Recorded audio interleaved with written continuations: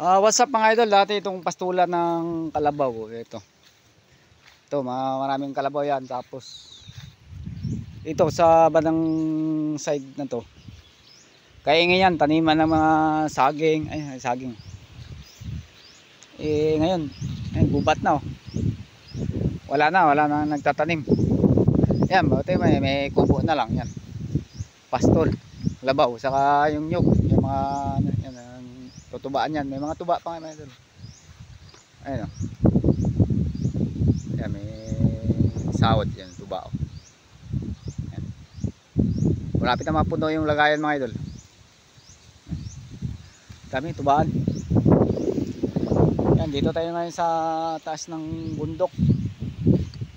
Yan, dati dito papalipad kami dito ng saranggula. Ngayon wala na kasi bawal na magkakaingin sa bundok, kaya ginawa na lang ang pastulan to. Pero dati kaya taniman to ng ng palay itong bundok na to. Ayun, dito yung itong halaman nito mga idol, gamot to sa sakit ng tiyan.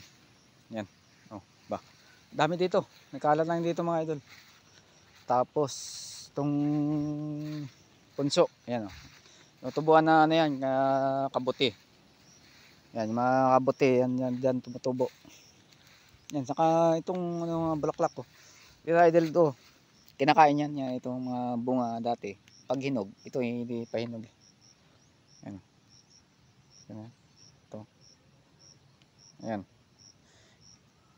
Kinakain yan. Ngayon, mga hindi pa hinog .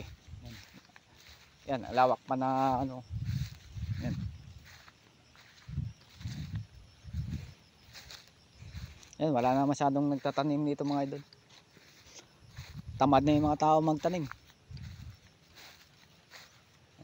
Ayun ko kung bakit di sila nagtatanim. Bawal lang daw magkaingin. Yan, mga baka na lang. Nag-uuling pala dito. Idol, hanap po na lang nila ito, mag-uling. Uling na lang. Ayan ulingan pala dito. Yan. Hanap buhay, uling. Yan, hanap buhay dito kasi bawal na yata magkaingin. Ulingin na lang yung mga kahoy. Para may kikitain yung mga dati dito mga idol, ang lawak ng taliban na to . Dito pa naghahabulan kami dati. Bawal na daw magkaingin sa sa bundok kasi gumuguho yung bundok. Kaya na lang.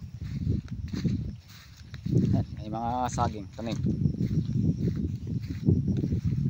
Ayan, saging. Ayan. Yan, ang baba por saging. Tapos yung nyog, mga bababang nyog. Ayan, ginagawang tubaan niya. Ayan. Ayan, pang sahod ng tuba. Sarap niyan mga idol, tuba.